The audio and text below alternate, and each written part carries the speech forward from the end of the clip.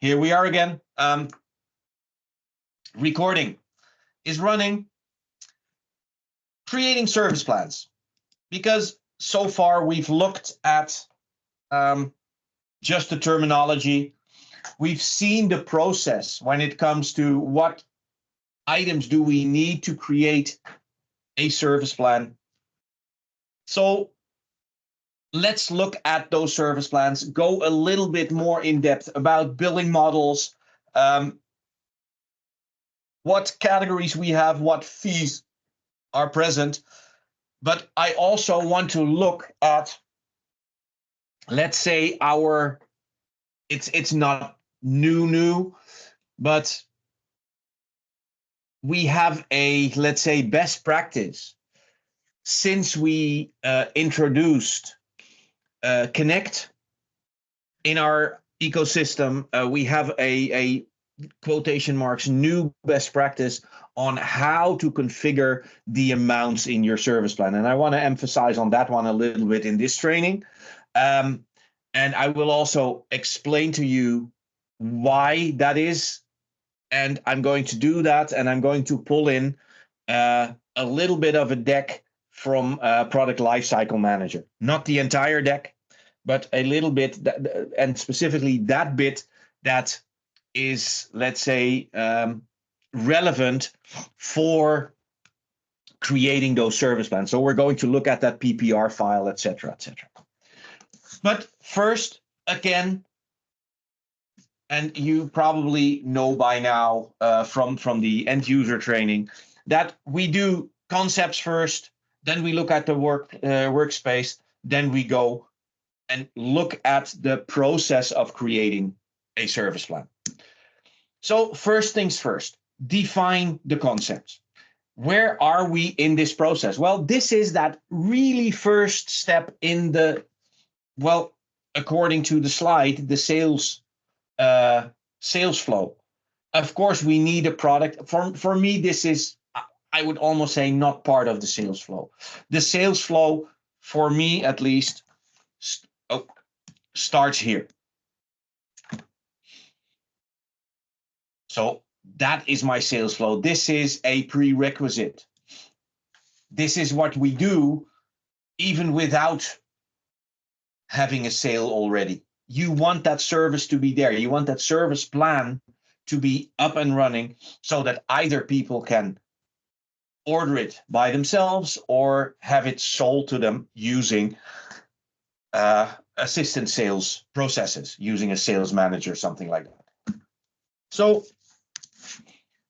the service creation is the topic at hand. So creating a service plan is the process of defining and presenting the offer to the customer, right? That's what we discussed. So what are we going to put in that service plan? What is the information we all need? Again, an offer that adds quantities, price, and periods to a service template. The service template were all those individual ingredients. But the service plan is the final step in a process that includes resources first. If you don't have resources, you cannot create a service template. If you don't have a service template, you cannot create a service plan. And why are we coming back to those milk ingredients, etc., that recipe ingredients? Well, because for an analogy, you can have the same resources with different recipes. Same resources with different recipes. Same ingredients with different recipes, or same resources with different service templates. Different service templates because some of the resources are the same and others are either added or are not needed. An example, if we continue to use the analogy of that restaurant, we can have a service template that adds rice, mushrooms, and parmesan to create a risotto. There's rice in there, but that's about the generic thing. Then we might also have a service template that will also have rice, but in this case, there are shrimps extra in there. So this second service template will allow us maybe to create multiple service plans. A paella for once, rice and shrimp, or a shrimp nigiri, sushi kind of thing. Same service template, different plans on top of it. So it is also, and that's why we have this slide here. It is important to realize that it's not a one-on-one relationship between service template and service plan. I think that one of the best examples of that is Microsoft 365. As far as I know, the connector for Office 365 or Microsoft 365 creates a single service template, just one, and then you have 1,700 something service plans on top of that, depending on what bundles there are, what individual licenses are sold, etc., etc. But there are multiple service plans related to a single service template. And that is, of course, what we try to do, that we try to use as well. If you want to upgrade from one plan to the other, it is, of course, good to know that the same resources are in there, that we don't delete your data and then create a clean entity somewhere else. That it's the same resource that we're using so that the data stays alive. Another thing to look at is the periods that we can define. There are two periods, two important periods to select. One is the subscription period, and the other one is the billing period. So the subscription period is the amount of time the customer will be using the chosen service plan. I prefer to call this the contract period, because he might have the idea of even using it longer, but for this contract, it's a year. For this contract, for this subscription, he's chosen a contract period of 3 years. For this subscription, he's chosen a contract period of a month. For me, like I said, it's the contract period. If we think from the perspective of a whole year, a subscription period of 1 year will start on the first month and finish after the last one. In this case, it says January through December, but let's be honest, it could also be March to March, right? We don't align with years. We might align with months, or we might align with other subscriptions. But in general, if you buy it for a year, it simply means that from today until the next year comes around, that you have that subscription. During all this period, we will maybe charging the customer in monthly installments, which means a billing period, a monthly billing period, or a quarterly billing period. The thing that we're doing here in this image is quarterly billing periods where we pay at the end of the quarter. Customer bought it in January, he's only paying for it end of March or beginning of April, depending on how you configure it, but it's still at the end of that billing period. We could do quarterly, but we could also do monthly at the end of the month or at the beginning of the month. It depends on how you configure it. Billing period is the amount of time that elapses between each payment from the customer. And this is, from my perspective, a wrong definition. It is the period that we charge you for each time we do the math, because we can still charge you up front for the entire year, where the billing period is a month. The only difference is you pay 12 times that billing period up front. The billing period is not related to how often the customer pays. That is the billing model. That is what we talk about here.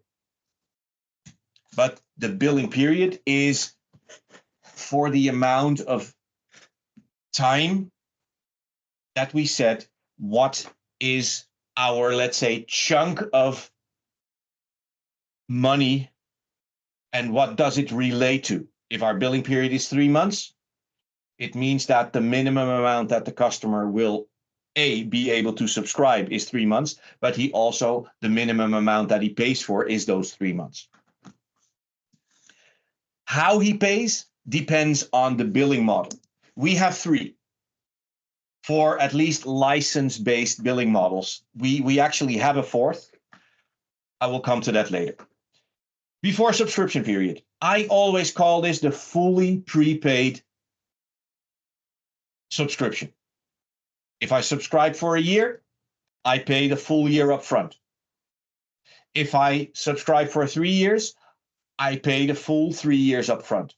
Meaning that I pay once and after that I'm done with it. Nobody needs to charge me anything. I don't have to make sure that I read my emails about invoicing, etc., because everything has been paid for. At least when it's prepaid stuff like licenses. We can still have a before subscription period where there is a usage fee. That usage fee will now be charged every billing period. So the before subscription period is where you pay everything up front. And we're still talking about a subscription of a year. That means at the beginning of the year, I pay for 12 months. And if I renew it, I have another payment set up here. Then we can do a before billing period. That means at the beginning of each billing period, in this case, let's say monthly billing. So beginning of January, beginning of February, beginning of March, etc., I pay for that coming month. This is in most cases at least is the most used billing model, because for a customer to pay 5,000 at the beginning of an annual subscription is quite a lot. He'd rather pay 450 on a monthly basis, which means that he pays over the year, he pays more than 5,000, but it's still better because he can spread his cost over the full year. And the last billing model that we have for standard subscriptions is after billing period. This is, I would almost say, a postpaid subscription.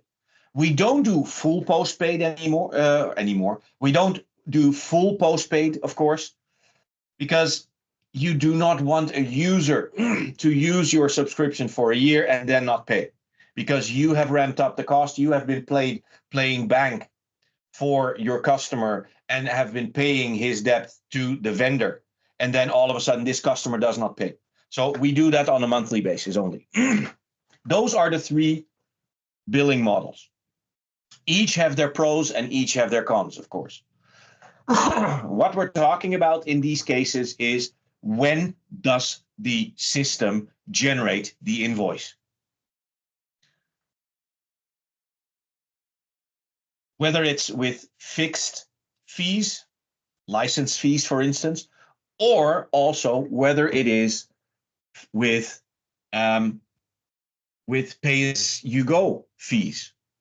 I can still have a before billing period or an after billing period where the system will first generate how much I used of a specific resource, and I will bill the customer accordingly. Of course, that can only happen, even if you're doing it before billing period, it can only happen after the fact. We cannot measure something that the customer did not use yet. So even if my billing model is before billing period, I'm paying for the previous billing period, month in most cases. For each of those billing models, we can set up different fees.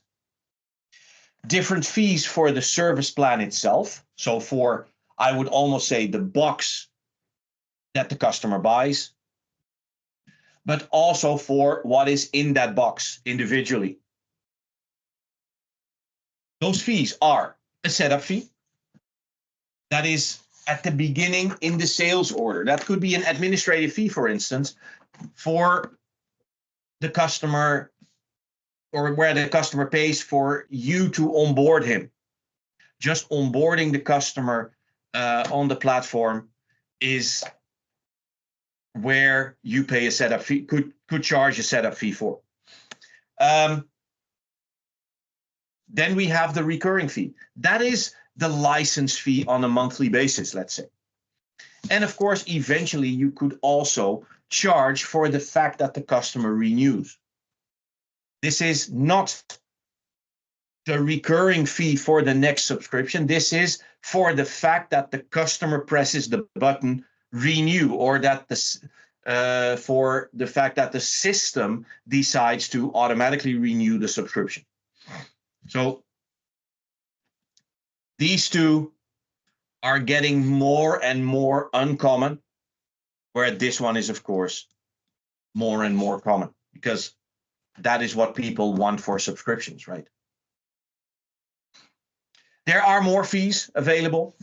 These are the ones that you see by default, plus these were the ones that have been used a lot.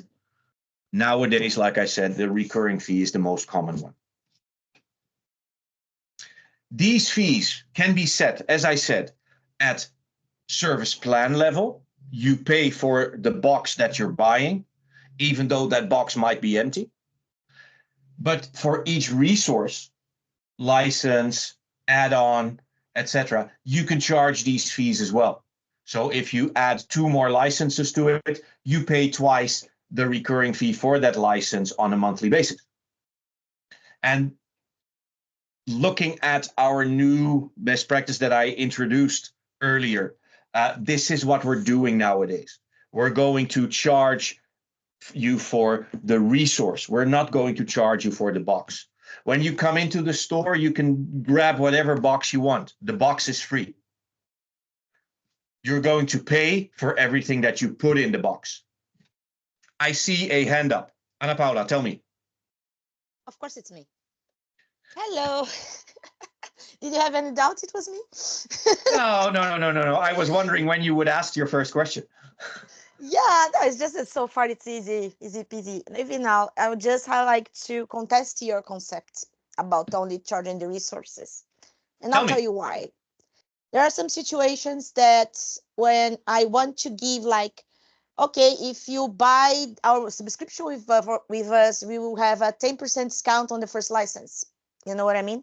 Yeah. So what we do is we include some resources into this subscription with a value that is interesting to me. And then for additional resources, yes, then I use the regular resource price. So for this I will case, show I do you need a why subscription. I will show you later why that will offer you a lot of extra work if you do it that way. But I see your use case. I realize that is a good solution to it, but there's also an issue with that. And I will demonstrate that the moment we are a little bit further, when I talked about PLM and price manager, et cetera, I will show you why that could lead to unwanted results, or at least to a huge amount of extra work to maintain that if prices are changed along the way. It's just that we have, it's just that we have, just for you to know, for us, I understand what you're saying, and I know why you're saying it. It's just that we have a tool to do the adjustments. We developed one, so. Yeah, okay. You're talking to the API to not forget anything. Yes. Yeah, okay. In that case, you basically build Price Manager yourself. Let's call it that way. Yeah, because we did not have this right before. So we built this like ages ago. So I understand what you're saying. In that case, it's possible. Yeah, I understand what you're saying, but this is what I mean. Yeah, got it. But still, our best practices is what I just told you. There's one question that I have for you. Did you build this against our APS API, or did you build this to APS our API. XML over RPC? APS API. Okay, in that case, it is convertible to version 21 because XML over RPC is not available anymore there. Yeah, but I have a question then. If I'm not using this use case that I'm saying, you would say that I would apply a discount, use a discount, right? Use a promo code to do that. Yeah, but it's too much effort for that because I would have to build a promo code and put it in every customer that buys these. And for instance, I'm doing this on my marketplace. You know what I mean? I'm thinking about if there is a different solution. Can you email that to me so I can come back to that in the next session? Because I'm interested. I think I have an idea, but I need to test it.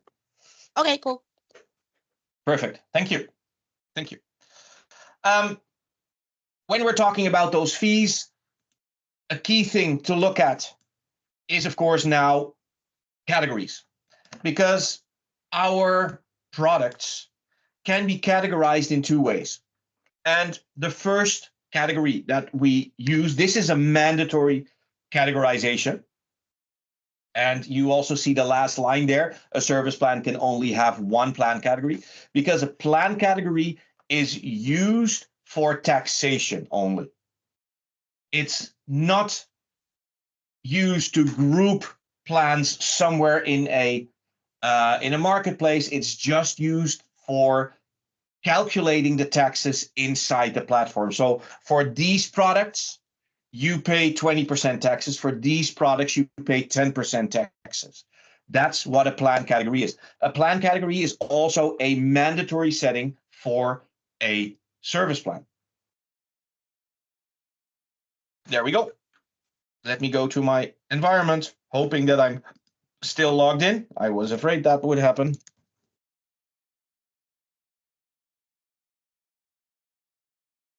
Let me go back to billing.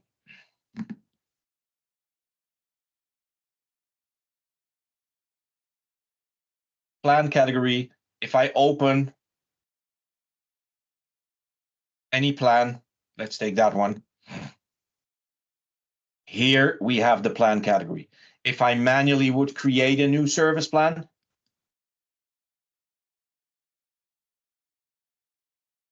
here is the plan category, and it's always filled out with something, because by default there are one or two plan categories, so there's always something there. I cannot create a service plan without adding a plan category to that plan, or actually the other way around, to put this plan into a plan category. But like I said, this is only for taxation. For the rest, it's not used.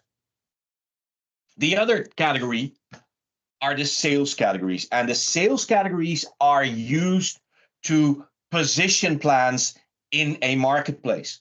That means that if a service plan is relevant to show up on different pages in your marketplace, you can put that service plan into multiple sales categories if you want to. You could also have service plans that are not part of a sales category, which means that they are not showing in the marketplace at all.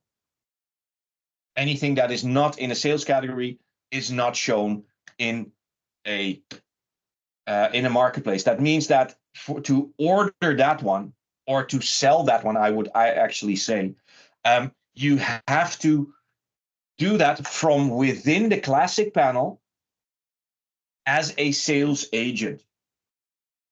Because the marketplace, I'm also talking about the reseller marketplace. If I, as a reseller or as a provider, want to sell something to my customer, a plan needs to be visible in that marketplace.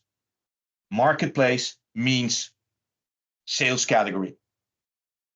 Anything that is not in a sales category will not show up anywhere. Anywhere as in not in the marketplace of the provider, not in the marketplace of a reseller, not in the marketplace of a customer.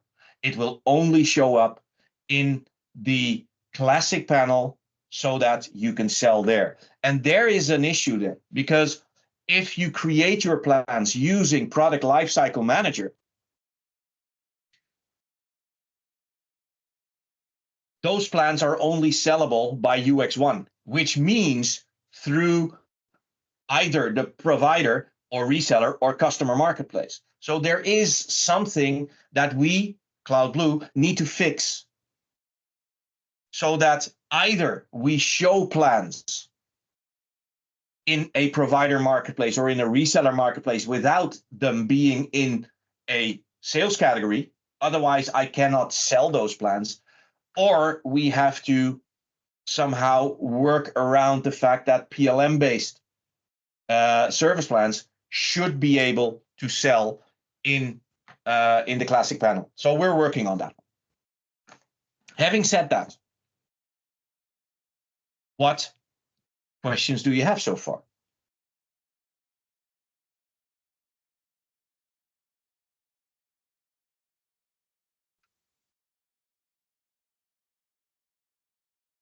Super. Okay, let's continue. The workspace. And this is, of course, the workspace in Classic Panel. I'm going to do a demonstration later during the training. A little bit further down the line, here's a slide that says demo as well, where I will show the Classic Panel workspace. I will also do a demonstration of Product Lifecycle Manager around it. So where do we find it? Service plans include money. Money means billing side of the platform, or business side, depending on how it's displayed here. So we have an operation side, we've got a business or billing side of the platform. In my case, what is it called? It's called billing.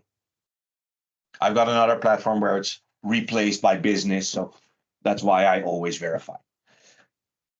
There's money in there, so we go here. On the billing side, there is a service plans option. I hope that does not surprise you. You should have it. This is at every seller's level. There is a service plans option there. Whether you are a provider or a reseller, this is there.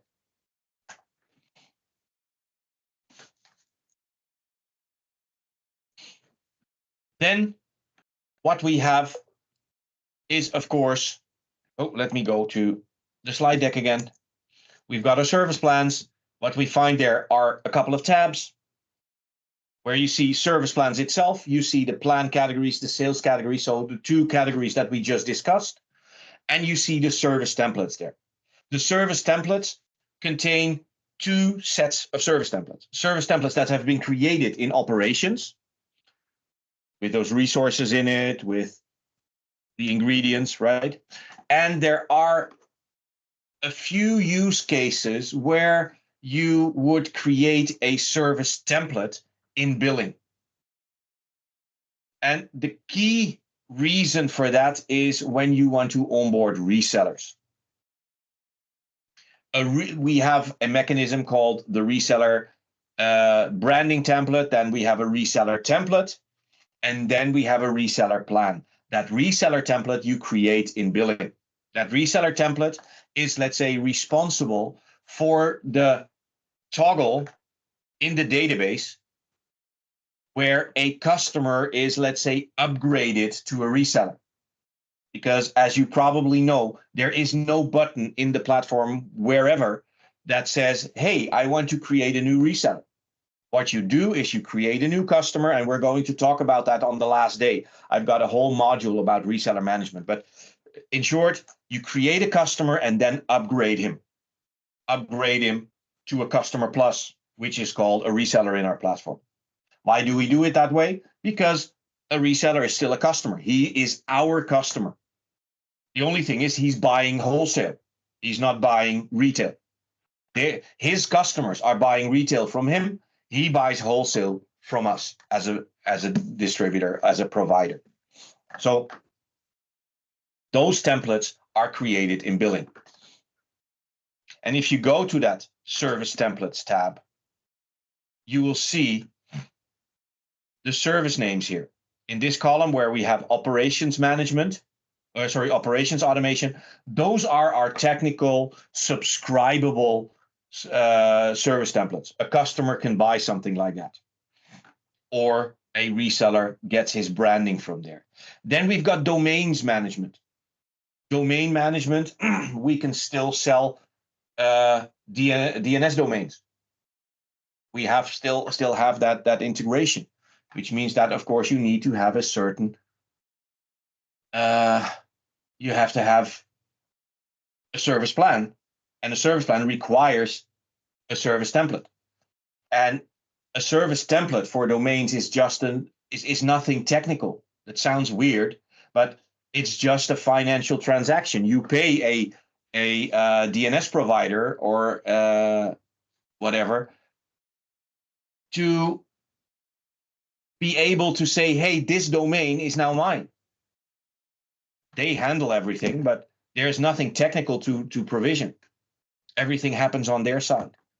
You just request it. Is it still free? Yeah, it's still free. Then I want it for a year. And here are those reseller templates, reseller management. So there are two in this case.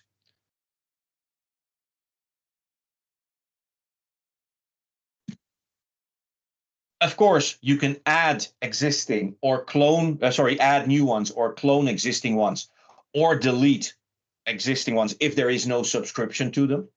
So in the screenshot, the sample service template that we have here cannot be deleted anymore because there are 12 subscriptions. But I could delete that one, or the statuses, or this Office 365 one, because there are no subscriptions to it. Anything that had a subscription is not, let's say, deletable.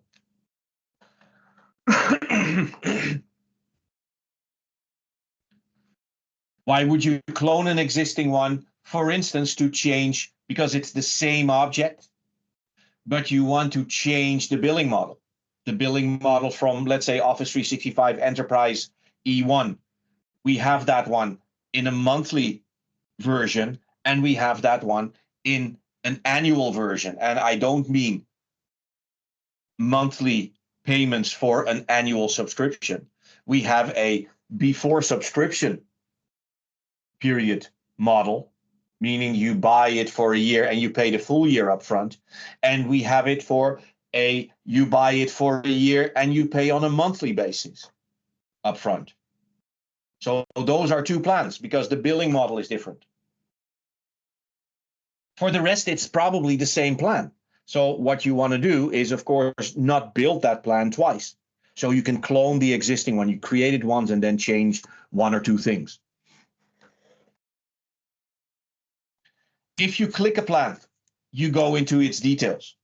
Its details being the billing terms there, and you see that this is, I wouldn't say a very old screenshot, but it only has 2, 4, 6 settings under billing terms. If I go to my environment and take the Cloud VPS services under billing terms, there's a lot more. Even additional billing features where if this product is handled by the rating engine, you can specify extra transactions that need to happen by the rating engine, like revenue calculation or the provider cost calculation, if this is relevant.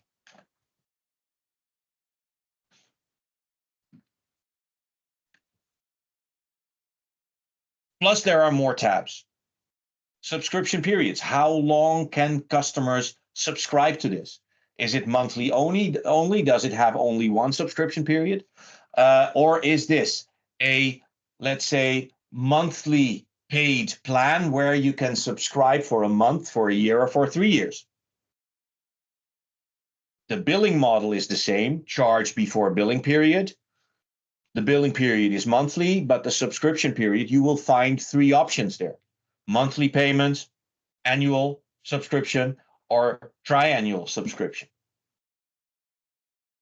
It's up to you how to do that. You see the publication settings, and the publication settings may be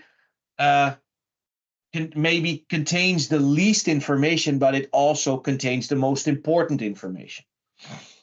And since we don't have a screenshot for it, I want to go there. So in our publication settings, there is a published. Yes. To be honest, I wish they did not call it published, because we don't publish anything by setting this to yes or no. The only thing we do is we enable the plan. Is it buyable, yes or no? Whether it is published in a marketplace depends on the sales category. If it is published, yes, but there is no sales category attached to this plan, or this plan is not put into a sales category, it is not published on the marketplace. You can still sell it as a sales agent in the classic panel, but it's not a published plan. It's an enabled plan, or a working plan, or it's a sellable plan. Give it whatever name you want, but it's not publishing. It's enabling or disabling. So that's the key thing. And if you don't see a plan here, and you also don't see that plan in the classic panel, verify if this one is switched off. If it's switched off, ask why before you switch it on again, because there might be a reason why it's switched off. There could also be disabled by template, meaning that somebody's working on this and either they're finished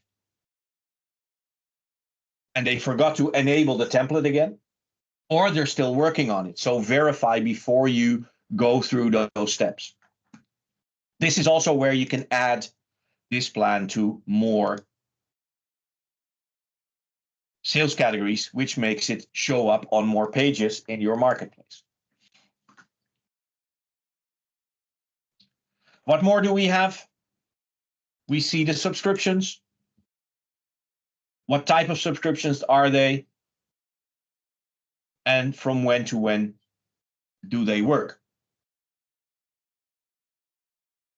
We see what is included, what is minimum. In this case, we see that this plan does not have an included amount, does not have a minimum amount. That means that I can actually buy an empty box here, because there is nothing in this plan that forces me to buy a virtual server here. We can see what upgrades are possible, up or downgrades, I should say. And what upsells can we do? If resources conflict with other resources, you can say, okay, within a single customer, you cannot have this and that service plan together for whatever reason. An example would probably be Office 365 Business and Office 365 Enterprise. As far as I know, these are incompatible with each other for whatever reason. That means that there will be conflicts showing on those pages. And in this case, we have subscription periods. In this case, the customer pays a $1 setup fee, so only once when the customer buys it, for the trial subscription, a symbolic fee for the trial subscription. Nothing more, nothing less.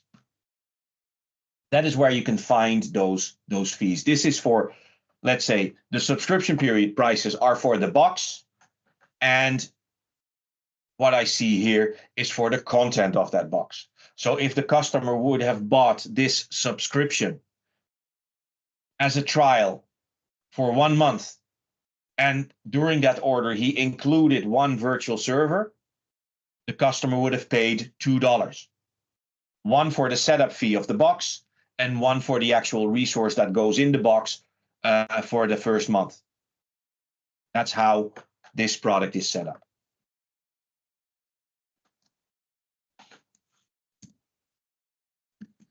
And to be honest, I already did this demonstration, except for the fact that I want to tell you one more thing, that if you go to service plans and you add a new service plan here, it's fairly simple. This is domain registration. So you know that you are selling domains. So Denecam.net, you can sell that through the platform, Denecam.com, Eric.com, etc.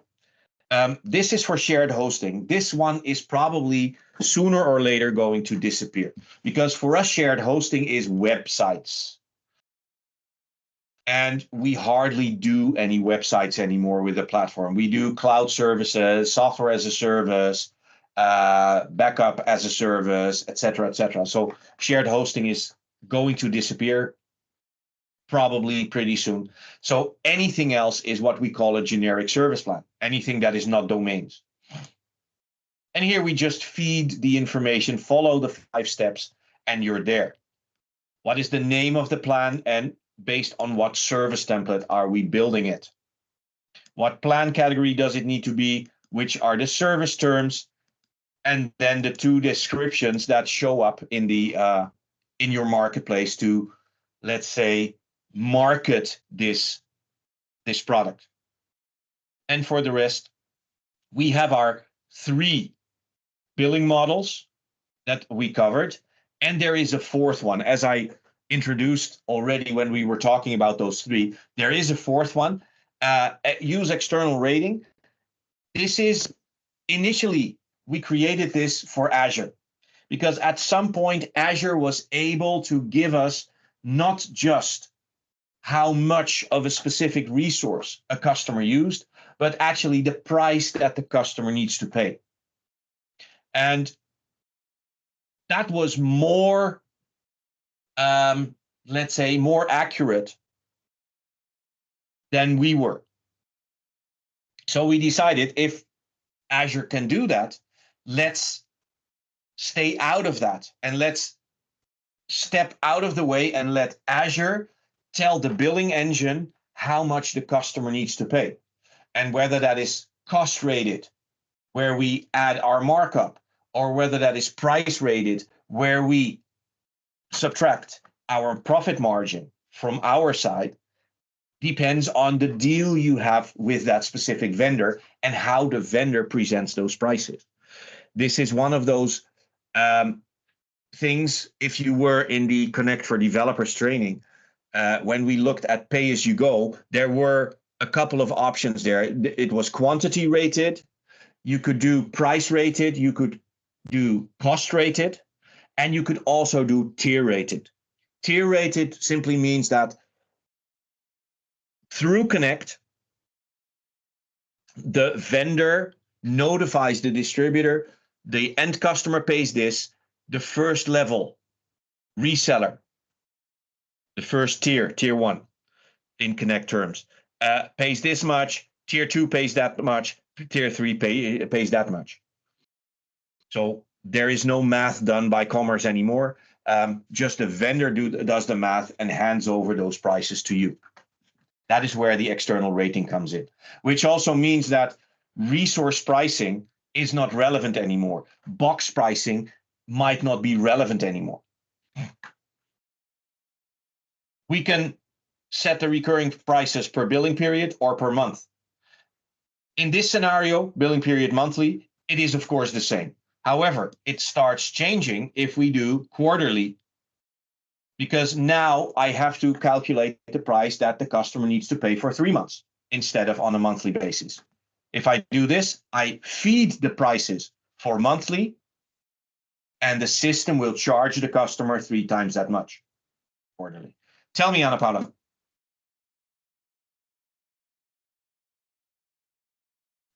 I was writing it down. Okay. So the question is, for the external billing one. Yeah. The only way to send the information is to Connect, right? Not entirely. We used to have this option before Connect. Connect is the easiest way of doing it. There is a older way for APSs to do this as well. However, we have never really automated that process. In that case, you end up having to import the rating file in a manual way. The vendor needs to send you their rating in an Excel sheet by email, and you have to import it from the UI or from the API. Whereas with Connect, it is included in that process. Sorry? Where would I import it? Where would I import it? By APS, you mean? That should be part of the APS package. Okay. So if the APS package does support it, it should also give you a way and how to import those rating files. But like I said, we never automated that process because I got it. We were already working on Connect where we wanted that to be an automated process. But it is technically it's possible if the APS supports it. Yeah, but otherwise, since APS is going to die at some point, theoretically, really theoretically, because I see this will take a long time to happen. Yeah, so it would be through Connect, right? Through that spreadsheet in Connect. Yeah. Okay, thank you. Yeah, that's how we implemented it afterwards. It's easier because there is no hassle for you as a distributor anymore. The vendor takes care of setting up a correct Excel sheet. They publish it, you pick it up, you verify it. If you agree on it, you approve that or accept that file, and then it goes automatically to to Commerce, where the billing happens. And that's of course what you want. We're in the automation business, right? So everything you do in a manual way is too much work.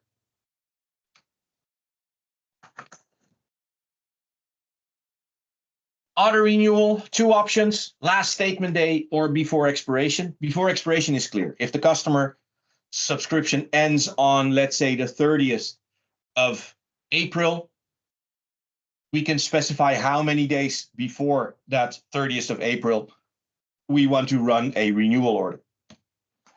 So what is the last statement day? Last statement day is the last day our daily billing process touches this subscription.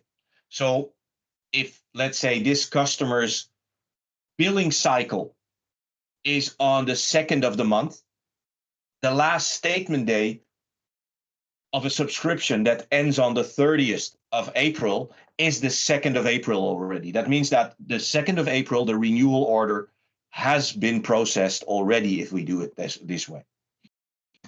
The advantage of doing on last statement day is that the system knows that this subscription does not end on the 30th of April, but it continues at least until the 2nd of May, where it can run another full billing cycle, meaning that on the 2nd of April, there is a full billing month.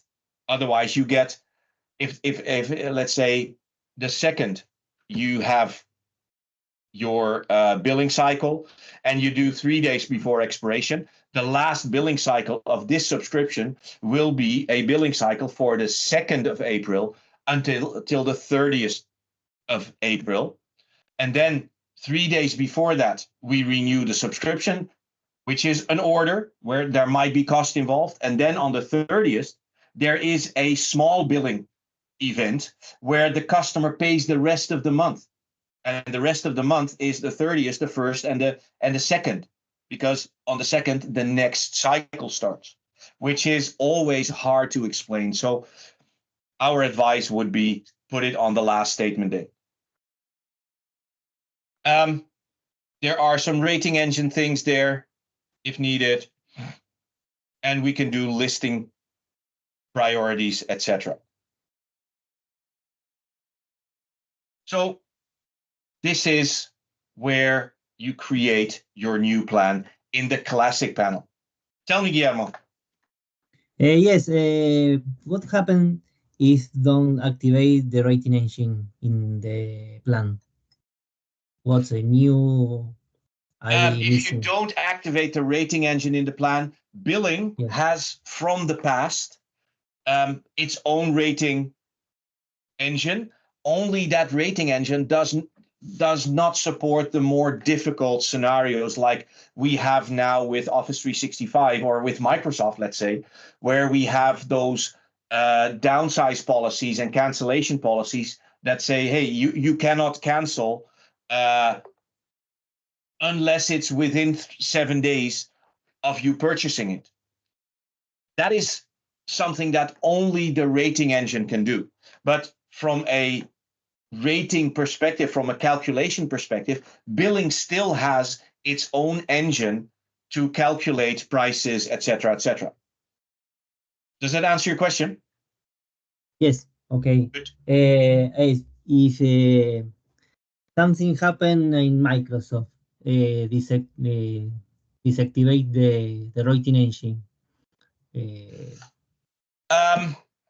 For Microsoft, I would not be too worried because in the file that creates the plans for Microsoft, the PPR file, Yes. by default, it says that the rating engine should be switched on. So it's not something that you can forget. You have to actively switch it off by using that file. However, you can only switch, or let's say, you can only switch from the old engine to the rating engine and not back. So if the product has been created already, you cannot turn off the rating engine for that plan anymore. So that won't happen. If you intentionally do it for a new product, we would say, hey, you intentionally did that. And there is a process to migrate back to the rating engine to fix it. But if you do not fix it, that product can be canceled along the way from a customer perspective and from our perspective. Microsoft will fail the cancellation order. So you get failed cancellations. But on our side, we would allow it because the rating engine is the engine that blocks that cancellation. It's not the internal engine, because that is why we created the rating engine in the first place, because our base engine that we used to have 10, 15 years ago was a very basic engine. There were no policies, there were no other things. So it would just do, hey, I've got 15 licenses of this times $5, which means this customer needs to pay $75. It could do a little bit of prorated, hey, if you cancel halfway the month, we give you the rest of the month back. But it did not, there were no things like cancellation policies. There were no things like downsize policies. So we did not build that engine on there. Since we want to get rid of the big engine that we have that is called billing, because it was a big monolith with lots of codes where things hooked up together, which makes it hard to upgrade and add features, we decided that we are going to build those individual microservices where the rating engine is one of them. And we're moving those components to those individual microservices. And in most cases, there is no way back. Does that answer your question? Yes, very clear. Perfect.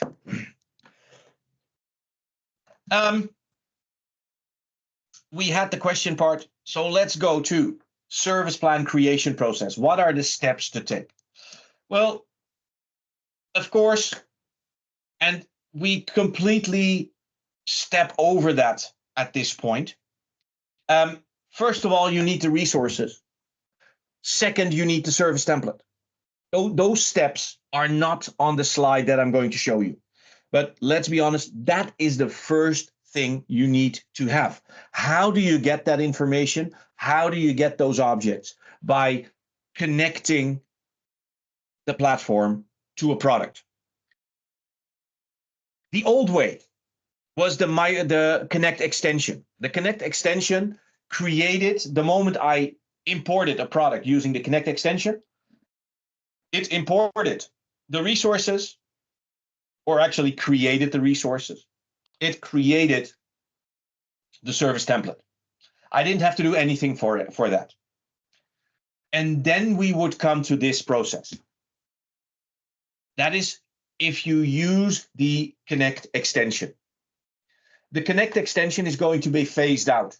So that is also not the process anymore. Where the new process is our product lifecycle manager. And product lifecycle manager, as I also showed you in the commerce for end users training, is replacing the Connect extension when it comes to importing products, because it also creates the resources, it also creates the service templates.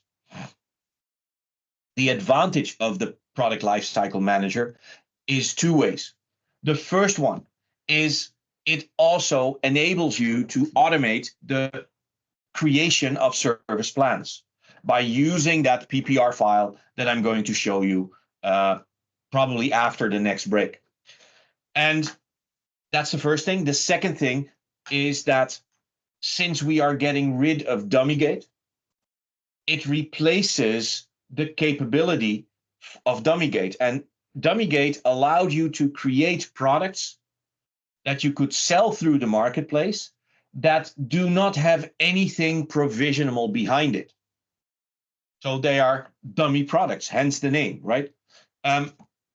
So that is where PLM comes in. It not only replaces Dummygate, it also replaces the Connect extension. And in the future, we will have, and the tools are there already. We created them. We have used them for a couple of customers already. There is also a tool that allows us to migrate subscriptions that are based on the Connect extension into PLM.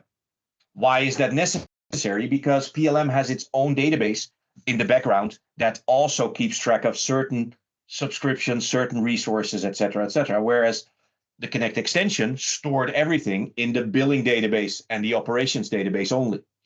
So we need to read that information and post it in the PLM environment, because eventually there will not be any support anymore for the Connect extension. Not now, not in a year, but eventually we will stop supporting it. So you have to migrate to PLM. So Connect extension, imported the product. So yeah, now you want to create a service plan. The first tab you see is the general information, the name, billing terms, billing period, billing model, etc., etc. Then it's still on the same page. We have a name, description, and then we have the billing terms. The next step in that process is we define pricing and periods for the box. And keep aware of this. This is the price for the box. This is not the full price of the service of the subscription. This is just the price that we charge for when you come into the store and you pick up that box. It could be zero.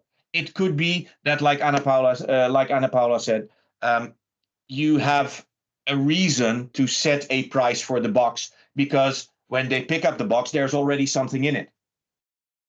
It's basically taped to the side of the box. This object is in there. You get it with the box, and that is why you pay for that box. And it could be a different price for the included one as for any additional thing you put in that box. That's the advantage of the model that Ana Paula explained. It's still, like I said, not our best practice, but I can see why you use it. And if you have the tools to keep supporting this, keep doing it. Then we have the update options. So from this plan to what plan can you update or downgrade? We've got our resource rates. The resource rates is what comes with the box. There is a field that is called included amount. So if you want to set that price for the box because there is one item in there, take that included and set it to 1 or 2, how many you want to include in that object. And then you can set a price for additional resources. The use case and the best practice that we are promoting at this moment is that for resource rates, you don't set an included amount. The included amount is 0, but there's also the option to set a minimum amount. And the minimum amount is 1. That means that the box is empty when you pick it up. You go to the checkout counter. The lady or man there says, oh, wait a second, this is this box. He picks behind him and puts one item in there, because with this box, you should get this specific resource that you pay for. The advantage of that scenario is that the resources will always cost the same. And of course, in the case that Ana Paula suggested, the whole idea why you do it different is that the first resource has a different price than the rest. The last thing to do is to set upsell options. Upsell options meaning cross-sell. If you buy Office 365, what is interesting is an Acronis subscription to back up your data. That's upsell. And then through the marketing tools, you can make that upsell cheaper than normal. If you buy Office 365 and you upsell it with an Acronis subscription, you get the Acronis subscription for half price or things like that, which means that now your service plan is ready. That means also for this, you need to think about 3 important things. The general information. What information do we want to set and display to our customer? Which is the name, which is the short summary, which is the detailed description. Those 3 things are the things that the customer will see in your marketplace. So anything you see me do here is completely out of our best practices, because you will see me putting in a short summary that is in most cases just a copy of the name, and I do the same in detailed description. This is where your product marketing team should come in and say, okay, this is how we're going to sell this product to our customer. The second thing is on the same page is the billing terms. What type of billing model do we want here? Do we charge before billing? Do we charge before subscription? Do we charge after billing period? And if we do a before billing period or after billing period, what is that billing period? Do we do monthly payments? Do we do quarterly payments? If a price of a product is very low, you can, of course, assume that with sometimes banks charging you per transaction, it might be more interesting to say, okay, we're not going to charge you on a monthly basis, but we're going to charge you on a quarterly basis. If you do that, you have to realize that the minimum subscription period is always a billing period long. So if you want to sell something in a monthly way, monthly subscription period, the billing period needs to be monthly. If I set it to quarterly, the minimum billing period is that quarter. Silly thing is, it can be a quarter, which is 3 months. It can be 4 months. It can be 5 months. It can be 6 months. But it's still minimum 3 months. Not sure why that is. Those choices you need to make upfront. What we see most there is that companies align with what the vendor is doing. So it's a one-on-one relationship. Is that needed? No, it's not. You can, let's say, play bank for your customer to onboard them and charge them a little bit more. If a customer wants to buy, because that is financially more interesting, on the Microsoft side, wants to buy an Office 365 Enterprise E3 annual subscription, meaning that he pays everything up front, because that's cheaper, you can still sell it to him on a monthly basis.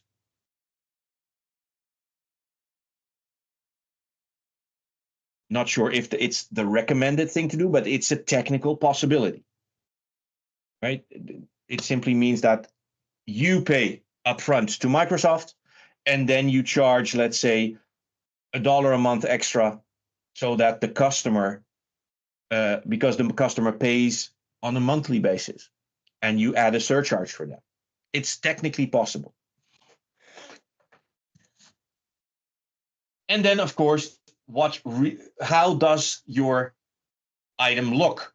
Here we have maximum units, we have included units, and this is the one we're using now. We leave, in most scenarios, we use included, we set 0, and the minimum is now 1. The box itself is free, no price to it, no setup fee, no recurring fee.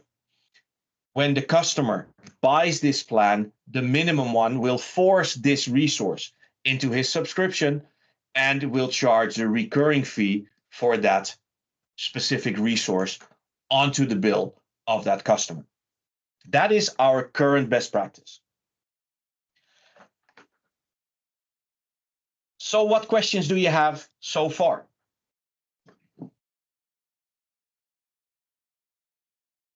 Tell me. Okay, I saw a thumbs up. Wrong button, sorry. No problem, no problem. All right. I see a hand up from, oh, okay, Gonzalo did the same thing. All right, I see thumbs up. Thank you. So let's look at the PLM scenario then now, because from a product lifecycle manager perspective, and let me pull up that deck quickly. From a product lifecycle management perspective, things are a little bit different. Not that much, but just a little bit. The first thing that happens in Product Lifecycle Manager, and let me try to find this slide that I'm looking for, because there's a lot there. Here we are. This is it. Importing a slide, or sorry, importing a product through PLM will create the resources. So you don't have to bother about that. Creating resources manually is something we used to do for shared hosting. So you wanted disk space for your website to be there. You wanted a web space to be there. You wanted a domain name to be there. All those resources you had to create, which is weird because they were always the same. I'm not sure why they were not automatically generated. What we do now is, you want that product? Okay, let's pull from Connect all those resources that are defined as items in the product, because each item is an SKU that we need to sell. And let's be honest, an SKU is a resource in billing. So that happens automatically. And if you know all the resources of a specific service, guess what? You also, let's go here first. I need to go way back. I'm missing something. Is that interesting? Here we go, that one. If you know all resources, you also know that all these resources belong together to one single product in Connect, which means that that product in Connect will now reflect as a service template in, where? In operations in this case. This, since it's a technical service template, it's created in operations. On top of that, PLM allows us to create in a relatively simple, try creating such a PPR for a product that you created yourself. It's not obvious, but it is relatively simple if you look at the larger group of product, like the Adobes, like the Microsofts, etc., the Office 365. If you need to create 1,700 service plans by hand, messing up an Excel sheet or drafting up an Excel sheet is probably faster and easier. So that is why we did it this way. We call it the Product Platform Requirements file. Product Platform Requirements. Let's be honest, everybody calls them PPR, and after half an hour, you don't remember that it's called Product Platform Requirements. You will talk about PPR. But the thing is that in that service plan, most of our requirements are that it's not you, the distributor, that needs to create that file. It's the vendor that needs to create that file. So if you onboard a new product from that we created, we will give you the PPR file. The only thing you have to do is make it fit your needs. And I'm going to explain what that means a little bit later. But you're going to import that file, and that file creates all the service plans. The downside of that file is that all those service plans have $0 prices, which might not be something you want, right? Because if you enable everything too fast, people are going to quickly buy it because everything is for free. So what we see, if this happens and you're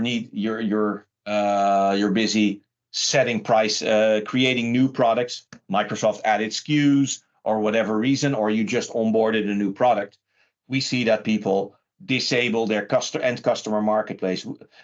People tell their resellers, tell their sales staff that they should not sell anything, let's say between 4 and 5 today, because we're importing new plans and we have to set the prices according to the new price list that the vendor gave us. We discussed this earlier, but we have a couple of mandatory tabs here. Mandatory as in each product requires these tabs. Resources, where we do not create the resources, but where we list all the resources that we're going to use in other tabs. In general, those resources are the resources that are imported from the product using PLM. And where do we do that? Why do we do that? Because eventually we are going to define those resources as resource rates in a separate tab. Resource rates tab tells me which plan contains which resource rates. So what is the content? The service plans is what boxes do we have, and resource rates tab defines, okay, what is the content or the minimum content of this box. And PLM works according to that best practice. PLM works according to the best practice that we don't set an included amount anymore. We just set a minimum amount of a certain resource. I will show you that in a demo file that I've built for my own little product. We also define the plan periods. And as you see, these are, let's say, the 3 additional tabs on top of service plans, which are the boxes that you want to create. The resources to know which ones are there. Plan periods is, okay, we have created a service plan, but how long are the subscription periods that we want to add to those plans? And then for the resource rates, what is the content of those service plans? Those are the scenarios. So this is your resources. We've got our service plans. We've got our plan periods. And further down here, you will find the resource rates tab. We also have a couple of optional tabs. If we, and you should actually do that, you want to group resources in resource categories. If you want to put your plans in an easy way into your marketplace, make sure that the sales categories tab is filled out and that in the service plans tab, the plans are also added to those sales categories. Terms and conditions. Again, if you're creating 1,400 service plans, you don't want to go through those service plans later and add new terms and conditions because you forgot about it. This one, up unit service plans, is for delegation to your operating units from, let's say, the Colombia platform to Chile, etc. So an important one.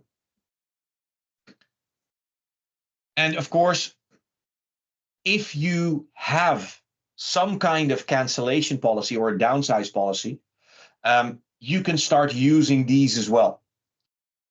We see that more and more vendors are going in that direction, meaning that we see more and more products having those tabs available. In Office 365, we of course have something that looks like this.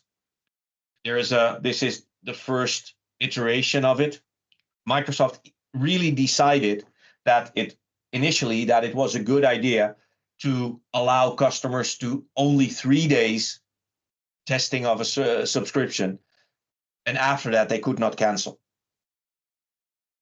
So they made it 7, luckily.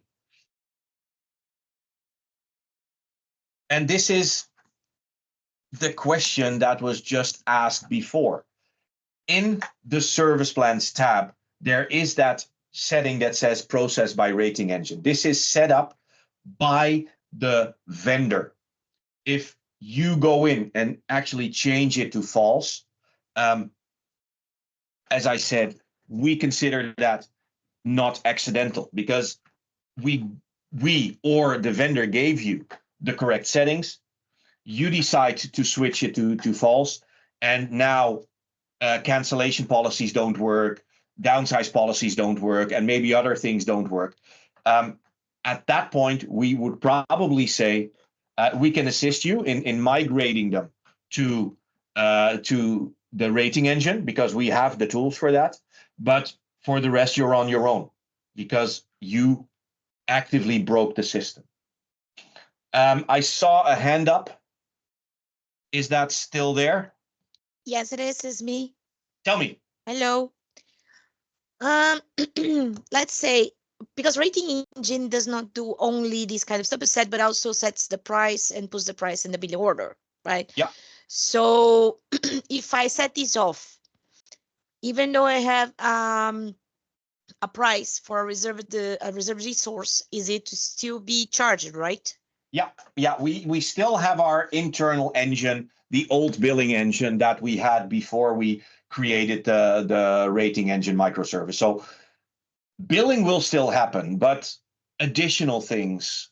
I think co-terming is also co-terming is something that is depending on the rating engine.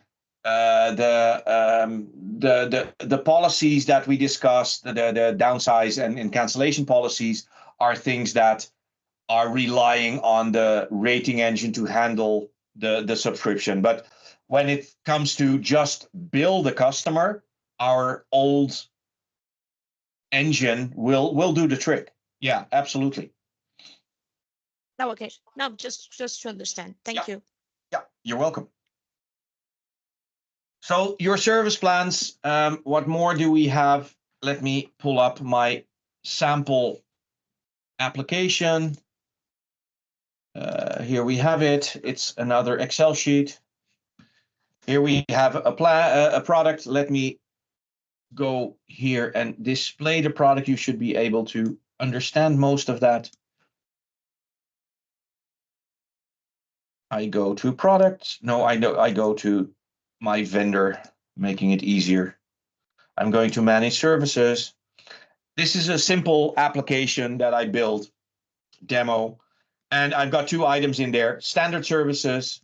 The description is standards offering with an SLA of 24 hours, and I've got gold services where we have an SLA of 2 hours. That's all I did, just to display the whole flow. And this item has, or this product has the appropriate PPR. It has the resources, the two items that I have. How do I sell that? I sell that by the license. They're not measurable. The vendor is there, and we've got the MPNs and the descriptions. What I create is 3 service plans there. A service plan, managed services standard, managed services gold, and managed services mixed. What is the idea? You buy a license for managed services per user. And some users do not need a gold license, because if they are served and helped within 24 hours, it's good for them. Whole companies might buy standard only and then add the number of licenses. Other customers, as the company, buy a subscription for gold, but there are some that have a mixed audience, where the management wants to have gold licenses, where maybe finance needs a gold license, but where somebody else could easily work with a standard license. So I'm creating 3 plans with their description, service terms there. I don't have notifications. Billing period is monthly. Price period is billing period. Let's say, what more do we have? Sales order with statement day, we do that. And we charge before billing period. And we renew 3 days before expiration. That's what I see here. And then we add them to sales categories. 3 sales categories. We have upgrade paths. From standard, you can go to gold or to mixed. And from gold, you can only go to mixed. I'm not allowing a downgrade. And of course, eventually you have resource rates. You see the standard, where the standard services has, there should be a 1 there, has a minimum amount of 1 resource with a maximum of unlimited. We want it to shown in the store. It's not measurable and everything further. We have a gold service plan where there's a minimum amount of 1 license gold. And then we've got the mixed, where we say, okay, you have at least 1 minimum gold standard and 1 minimum gold. So with the mixed, you already get 2 licenses. Or let's say it's not you are forced to buy 2 licenses. As you see in this sheet, there is no included amount. So Ana Paula, be aware that if you want to keep this up, you have to go into each and every single subscription, where in the plan periods tab, you have to add that included license. PLM does not support that mechanism anymore when it comes to creating the plans. You can alter it to your needs, but you still have to manually alter it. Whether you have an API for it or not, you need to still go into your service, into your resource rates, and add that one into the included column. Yeah, when they're talking about Microsoft, for instance, this is an issue because we have like 500 plans. Yeah. But yeah, when we are talking in-house, products, usually we have like 3 or 4. Yeah. Yeah, but this is what I mean with be aware that we do have that there is a downside of doing it your way, because PLM does create it according to the new standard, which means that if you want to keep up with what you're doing, it works. But however you do it, there is work involved that is error prone, because you might forget a plan or whatever if you have more than 5 plans or something like that. But it's technically still possible. I can go in and alter it a little bit. But I wanted to show you that it would be worse to have to put for every single subscription promo code. I tell you that. Yeah, that is also true. But you can do a generic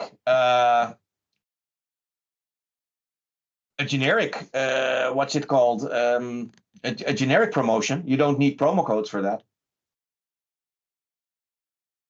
Yeah, but still, then, it's because weird. that would solve part of that, and then everybody that buys it gets the first license for free. It's just like usually it's not the first license, it's just like because the customer is buying like 3 or 4 stuff together, resources together, and then if they are buying these 4 stuff, then you get the discount, and if you want something more, you get it's more. not if you buy the plan you get the discount. It is if you buy 4 plans you get this one discounted, or you get the first stuff. Yes, yeah. Got it. All right. It's a bundle kind of stuff. That's what yeah, got it. I understand. Okay. Just wanted to make sure that you understand that included is not there anymore in the PPR file. Yeah. I saw this when I was helping Juliana with the PPR. I saw that. Not helping. I was assisting her in this because she knows this better than me. But anyways, I saw this before. Okay, perfect. So let me go back to my deck.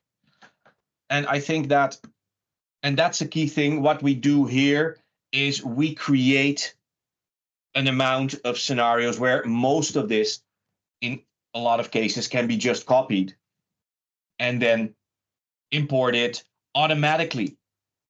No, I want service plans here. Automatically also delegated to specific reseller groups, which is and we're going to talk about that a little bit more in the last session when we talk about reseller templates.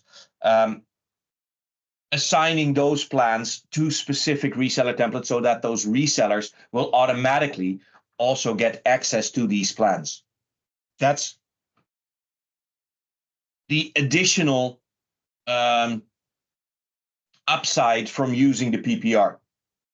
It's quite some work to create it, but there are a couple of upsides to it that save you time somewhere in the end down